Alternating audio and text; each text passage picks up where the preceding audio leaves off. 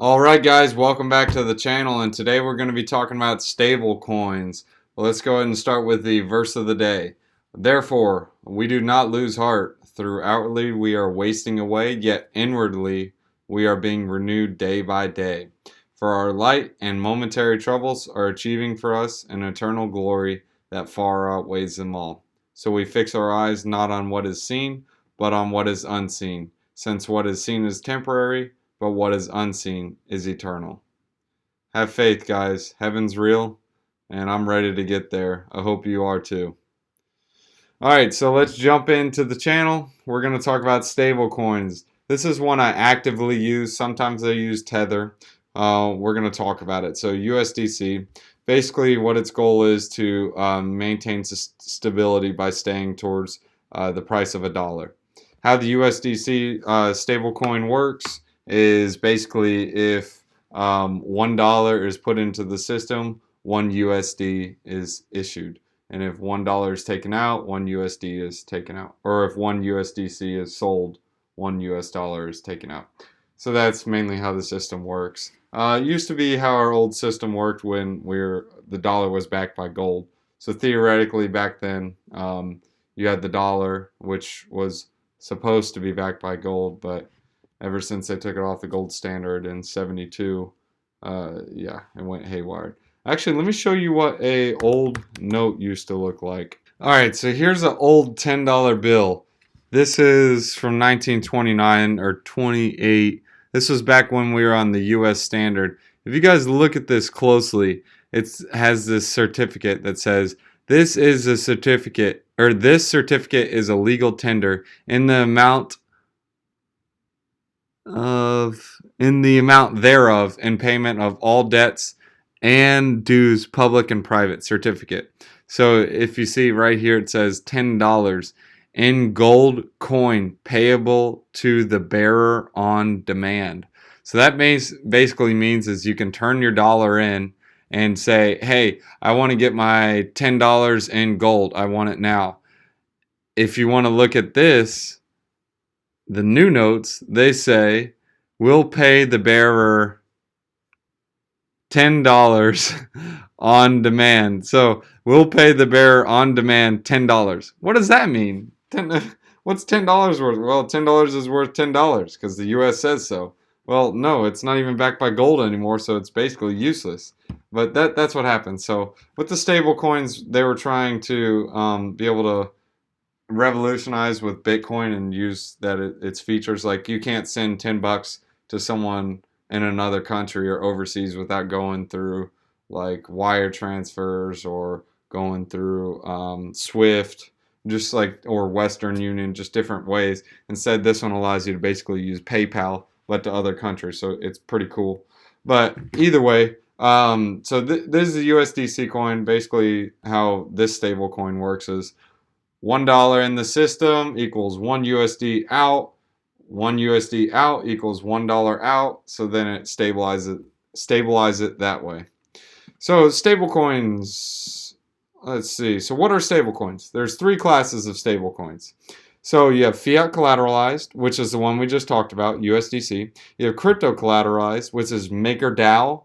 Well, I already did a video on it in their DAI. You guys can take a look at that. It's a really cool platform. I did a video like 2 days ago. I'll put a link in the description. And then you got non-collateralized, which are algorithmic, which is like Ampleforth. And I'll show you an example of that. So fiat collateralized, straightforward. These coins are backed by real-world assets like fiat currency, etc. So like USD Tether, pegged 101, DGX, and so on. Then you have the crypto ones, which are like DAI. Then you also have, what is the other one? I think Terra is also one as well. But that one's back to actually their own token, so they don't even use another token. They use Luna. Non-collateralized. I also did a video on Luna if you want to check that out. Terra Luna. The final type of stablecoin is non-collateralized. This is like Ampleforth, and I'll show you how to do that. They're a little more confusing, but they make sense. I'll show you. So top stable coins, you got Tether, here's an issue with Tether: centralization.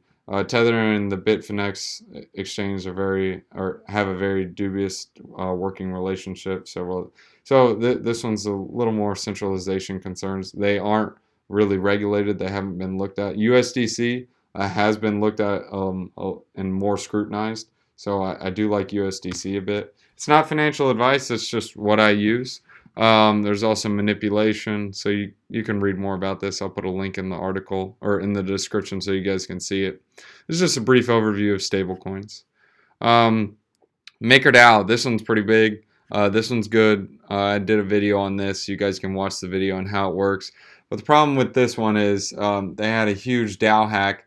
Basically, someone hacked the system and they were able to basically sell off all of the, steal all of the maker, which makes the DAI price explode. Yeah, not a good system if it gets hacked. It's a good system if it's not hacked, so you got to be careful with that. And then comes USDC, which is what we talked about. I like it a little better because it's less complicated. $1, one USDC, one USDC out, $1 out. What I'm talking about now is the non-collateralized stablecoin, which are kind of odd, but they do make somewhat of sense.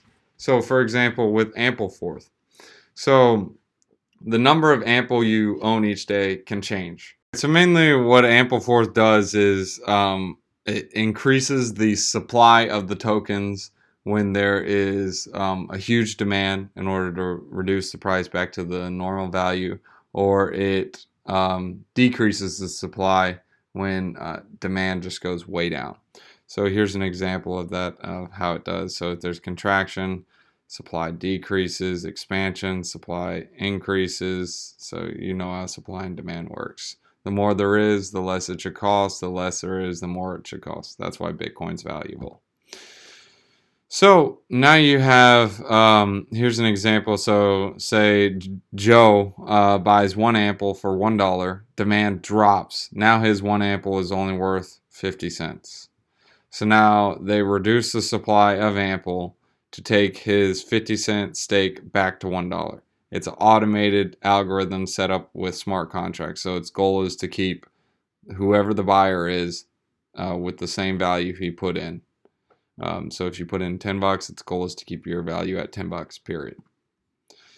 And here's an example where he buys $1. The demand explodes, and now he's got $2 worth of Ample. Increase the supply of Ample. Now his Ample's worth $1 again. Well, it's worth $2, and then it goes back to 1 after the supply increases. So Ampleforth, you can never be diluted by supply inflation. If you think your price is so low or too low, just wait a couple days, it'll go right back up because it's an automated set of algorithms. They usually space it out with 10-day periods. So like if it just tanks and drops off the earth, they slowly decrease the supply, so they don't just like decrease it off the face and then it explodes back up. It's a slow fluctuation. So it solves diversification problem.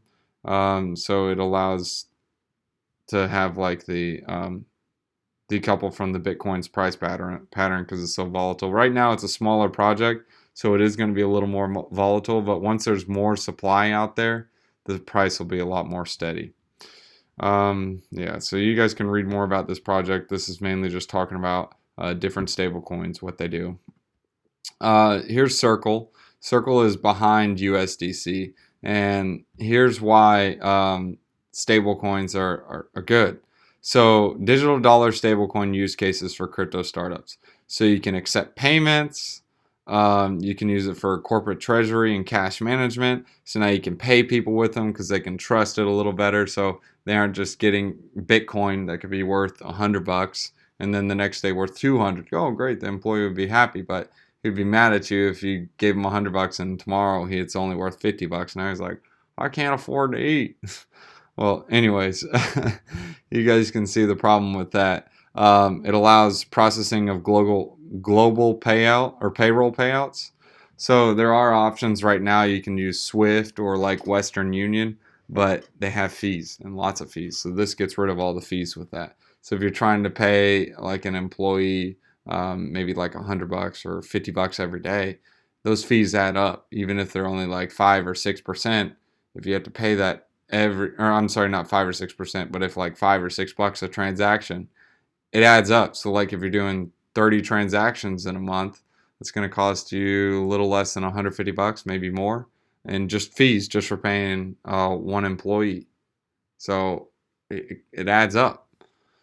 So Circle offers offers blockchain companies a crypto native US dollar. So mainly we're talking about one-to-one type of thing. And that's mainly about that stable coin. So just the reason why stable coins are so disruptive is because with stable coins you can now send people money across countries instead of having to go through all the fees and all kinds of garbage. So now you can basically how Cash App and PayPal or Venmo are for people in the United States. It's just like this, but worldwide. So USDC, the leading digital dollar stablecoin, this is what it's been doing just this year. Went from 500 million to now over 3.1 billion users as of today, or in circulation. Not users, I'm sorry. So 3.1 billion tokens. So yeah, you guys can do some more research about this. Here's a couple wallets you can use USDC. USDC is the stable coin that I use. I like this one. It's not financial advice. It's just what I use. You guys can use your own stuff. But yeah, if you guys like this video, go ahead and smash that like button. If you guys dislike it, smash that dislike button. If you want to learn more about some of the other protocols that I did some videos on, like Terra and Terra Luna and MakerDAO, you can watch those videos now, and I'll put links right here.